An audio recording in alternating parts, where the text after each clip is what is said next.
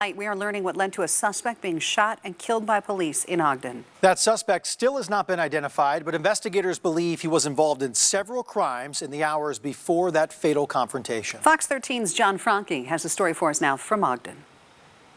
Investigators say that suspect sexually assaulted a woman, stole her car, and then led police on a chase.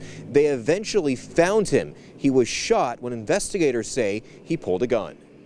It's a crime spree investigators believe started with a sexual assault on the 100 block of 26th Street. The suspect took the victim's vehicle and fled the area when the assault was completed. Several hours later, officers spotted the stolen car near 30th and Washington. The suspect was inside with a second woman. The suspect, when driving the stolen vehicle, had just offered her a ride, and she accepted and ended up in the wrong car at the wrong time. The woman got out safely and the suspect ran. Friday's snow proved to be a benefit for officers. The officers located footsteps in the backyard of a house in the snow in the 2900 block of Grand Avenue, and followed those footsteps to what I've described as an open garage or kind of a lean-to shed behind the house where a truck was parked. The officers found the man hiding in a truck. The suspect stood up in the bed of the pickup truck, armed with a handgun. The suspect refused to comply with commands from the officers. That's when both officers shot their gun, killing the suspect. It was within a few seconds. Police have released few details about the man.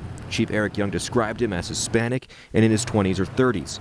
He's not from Utah and had not spent much time in the Ogden area. I'm very proud of the brave work our officers do. Not even a year since Ogden Police Officer Nathan Lyday was killed in the line of duty, Chief Young believes these volatile incidents are an example of the dangers facing law enforcement. Events of these bring focus to the challenging circumstances police officers face each day in their work.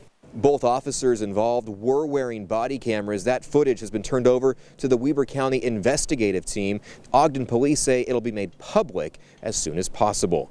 In Ogden, John Franke, Fox 13 News, Utah. Thank you, John. And Chief Young adds that both women who encountered the suspect are physically okay. They're now being provided resources from a victim's advocate. Of course, if you or someone you know is involved in a situation where domestic violence is involved, there is help out there. There are resources.